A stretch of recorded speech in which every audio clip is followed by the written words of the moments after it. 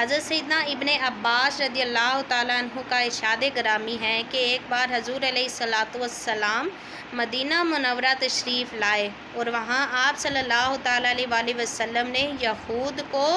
روزے دار پایا، تو آپ صلی اللہ تعالیٰ علیہ وآلہ وسلم نے ان سے پوچھا کہ یہ کون سا دن ہے جو تم لوگ روزے سے ہو؟ تو انہوں نے فرمایا کہ آج یوم عاشوراء کا دن ہے، کیونکہ اس دن اللہ تعالیٰ نے حضرت موسیٰ علیہ السلام کو نجات بخشی تھی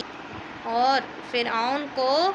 اپنی قوم سمیت ڈبویا تھا، تو ہم اسی نسبت سے اس دن روزہ رکھتے ہیں۔ تو حضور علیہ الصلاۃ والسلام نے ارشاد فرمایا کہ ہم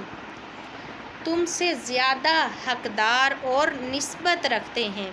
تو حضور علیہ الصلاۃ والسلام نے خود بھی روزہ رکھا اور اس کا حکم بھی فرمایا۔